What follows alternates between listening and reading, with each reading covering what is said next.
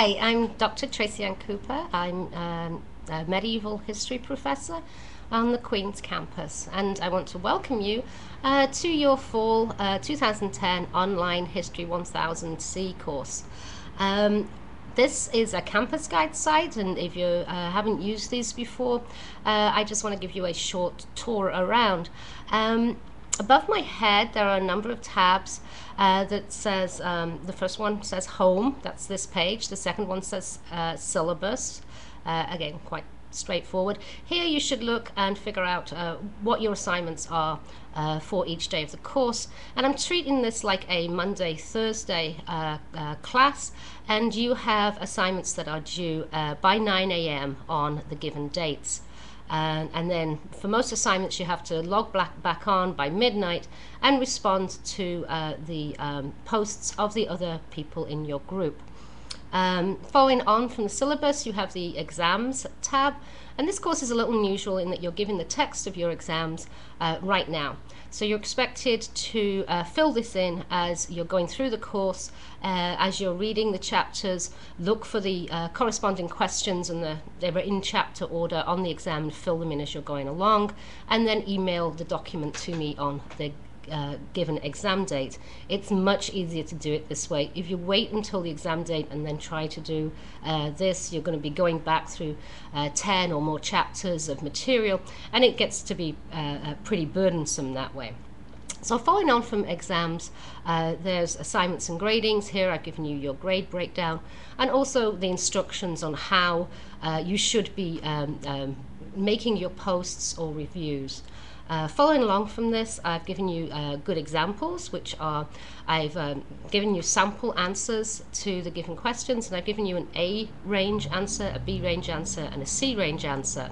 You should all, of course, be looking to write something that looks like the A range answer, with that kind of complexity of thought, that kind of organization structure, with, you're given a question, you should answer the question, you should provide evidence from the readings, and you should, in a sentence or two, sum up your conclusions. I've also provided here a F answer, and this is my stern warning about plagiarizing. If I catch you plagiarizing in this course, you'll fail the whole course, and I'll report you to your dean. I take plagiarism very, very seriously, particularly in an online course, because the words that you write are the only way I get to know you, and if those aren't your words, then it's a pretty serious flaw.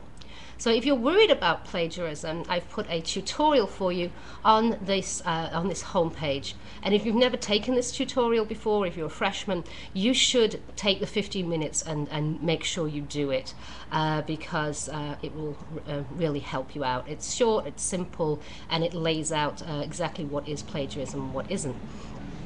Okay, so following along from good examples, you have links to other sites I think you might find interesting or useful to help you excel in this course. And following on from that, again, you have a tab that says YouTube videos, of which I think you have 7 to watch during the course. These are laid out in the syllabus when you're supposed to watch them, and then you have to write a review of them. And remember that reviews actually should state your opinion of them, not just sum up what was said. And following on from that, you have radio programs. I think you have 11 of these to listen to also during the course of the semester, again laid out in your syllabus, and again you have to write a review of these. Underneath the home tab there is the discussion board tab, and this is where you go to make your posts and your reviews. On this page you'll find instructions for exercises for the first day of class, and next to me in the box on the left you'll find a box that takes you to the My Sky Drive, and here I have placed 2 things for you. Firstly, podcasts of the readings in the course, so not the whole chapters, not the introductions and the questions, but of the actual readings themselves. And I thought these might help you if you're struggling when you first read through the material to really take it all in. You can listen to it as well. If you have a long commute or go to the gym, well, that might be a little weird, you can listen to me reading to you the texts. Okay, and also on this in this box in the SkyDrive are the lectures. There's only 15 lectures in this course, and they're mostly only about 20 to 25 minutes long, but they're an essential element in the course. You shouldn't just think you can skip these, because I give you a lot of information about the text that you're going to be reading, about how the texts relate to each other, and sometimes I provided you with what I think is necessary background information to really understand the texts. So it's important that you open these lectures in PowerPoint. So when you click on them, initially it'll open in a screen with a little slide in the middle, and it looks like you should just sort of go through them. You shouldn't do this. There's a little tab above that says Open in PowerPoint. It's very important you do this because these are narrated lectures. My voice is on them. You click on this tab that says Open in PowerPoint. It usually takes 5 or 6 seconds to open up, and then you go to on PowerPoint where it says Slideshow and From the Beginning, and just sit back. And the slides, you'll hear my voice, so make sure you've got your sound on or your headphones on, and then the slides will just progress through by themselves as I am lecturing on them. So what else is on this homepage? The book, okay? If you click on the blue text there, it'll take you to Amazon where you can purchase the book, or the book is in the bookstore for you.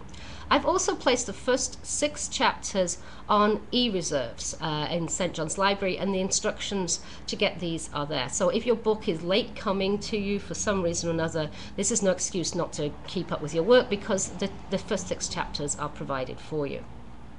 Also on this page, you'll see my contact information to the right, and my office hours are 3 to 4 in St. John's Hall. I'm also going to experiment this semester in having online office hours through chat in the St. John's Central site for this course, but I'm not so sure how that's going to work. It's going to be an experiment. So below that you'll see your groups, and you're expected to log on at post by 9 o'clock on the day of class, and then log back on before midnight and provide a response to the posts of the 3 or 4 other people in your group. And you should do this by combining them together, and I've given you an example of this on good examples as well. Also on this page, a few RSS feeds that I thought that you might find interesting. This Day in History, Archaeology News, and NPR World News. Okay, I know that was a lot to take in, but I'm sure it's all going to be very familiar to you in a couple of weeks. All right, enjoy your first days of class. Bye.